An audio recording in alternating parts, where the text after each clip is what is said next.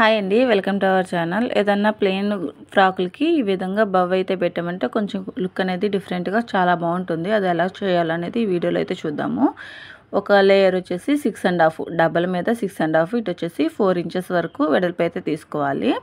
Next satin cloth అయితే తీసుకుంటున్నాను. ఇది వచ్చేసి 5.5 వెడల్పు పొడవు, 3.5 వచ్చేసి వెడల్పు తీసుకుంటున్నాను. ఇది కూడా డబల్ మీద తీసుకున్నాను అనమాట, డబల్ ఫోల్డింగ్లో.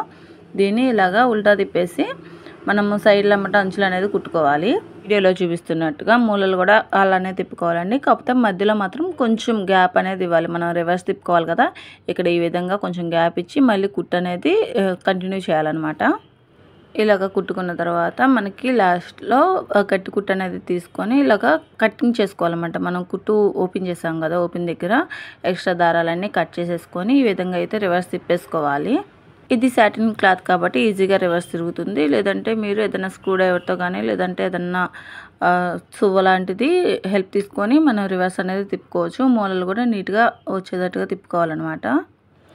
ఇలాగ రివర్స్ తిప్పేసుకున్న తర్వాత చాలా ఈజీగా అయితే రెడీ చేసుకోవచ్చండి. చూడండి, ఈ మూలలు వచ్చేసి నేను హ్యాండ్తోనే ఈ విధంగా అడ్జస్ట్ చేసుకుంటున్నాను.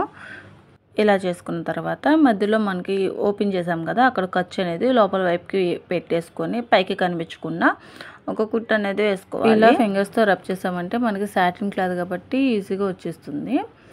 ఇప్పుడు ఇక్కడ ఓపెన్ ఉంటుంది కదా, ఆ ఓపెన్ దగ్గర వచ్చేసి మనకి కుట్టు అయితే వేసుకోవాలన్నమాట. మూలలు కాదండి, ఇటు సైడ్ అన్నమాట.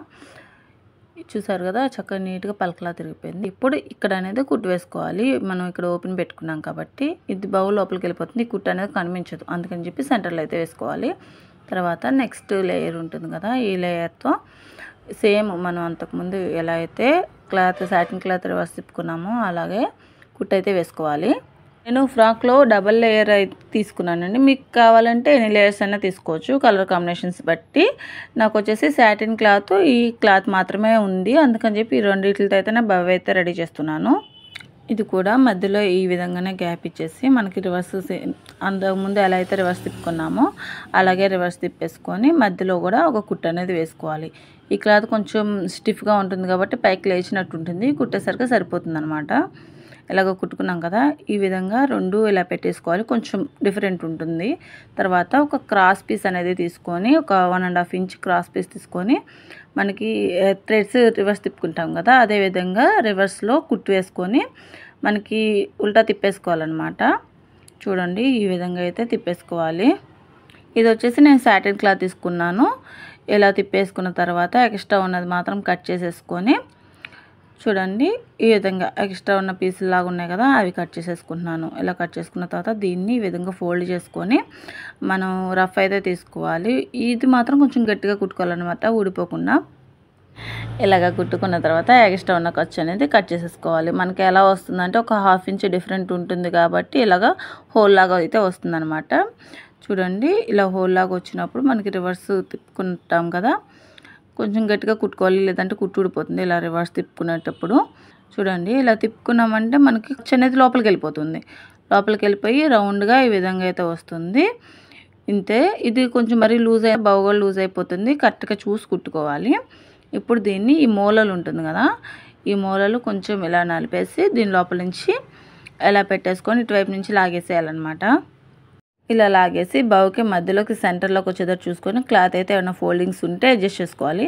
నెక్స్ట్ ఇంకొక సాటిన్ క్లాత్ అయితే రెడీ చేసి పెట్టినాం కదా, దాన్ని కూడా ఈ హోల్లో నుంచి ఈ విధంగా బయటకి అయితే తీసుకోవాలి. ఫస్ట్ ఇది కొంచెం ఈజీగానే వచ్చేస్తుంది, తర్వాత అయితే కొంచెం టైట్గా ఇలా వస్తుందన్నమాట. చూసుకొని నిదానంగా కొంచెం జాగ్రత్తగా అయితే తీసుకోవాలి. క్లాత్ అనేది కొంచెం ముడతలు పడింది అని అంటే మనం అడ్జస్ట్ చేసుకోవాలి. మనకి సమానంగా వచ్చేటట్టు చూసుకొని బౌకి ఇలా పెట్టుకున్నామంటే మనకి బౌ అనేది రెడీ అయిపోతుంది. మధ్యలో కావాలంటే మనం ఇలా ప్లెయిన్గా అయినా ఉంచేసుకోవచ్చు, లేదంటే ఏదైనా స్టోన్ అంటించుకోవచ్చు. నేనైతే పూసలు అనేది పెట్టాను. ఈ విధంగా రెడీ చేసుకున్న తర్వాత మనకి ఫ్రాక్ అనేది చేత్తో కుట్టేసుకోవాలన్నమాట. హెమ్మింగ్ సూద్ ఉంది కదా, ఆ సూత్ అనేది కుట్టుకోవాలి. మనం నడుము దగ్గరైనా పెట్టచ్చు, షోల్డర్ దగ్గరైనా పెట్టచ్చు అండి. నేనైతే ఇక్కడ షోల్డర్ దగ్గర అయితే పెడుతున్నాను. దీనికి మధ్యలో పూసలు అయితే కుట్టానండి నేను. ఈ ఐడియా ఎలా అనిపించిందో కామెంట్ చేయండి. ఈ వీడియో నచ్చితే మీరు లైక్ చేసి ఛానల్ అయితే సబ్స్క్రైబ్ చేసుకోండి. ఎవరికైనా యూజ్ అవుతుందంటే వాళ్ళకైతే షేర్ చేయండి. ఇంతకీ ఈ ఫ్రాక్ అండ్ బవ్ ఎలా ఉందో కామెంట్ చేయండి. పూసలు చూసారా, ఈ విధంగా అయితే చేత్తో కుట్టేశాను నేను. ఇలాంటి వీడియోస్ కోసం మన ఛానల్ డైలీ ఫాలో అవ్వండి. నెక్స్ట్ వీడియోలో మళ్ళీ కలుద్దాం. బాయ్.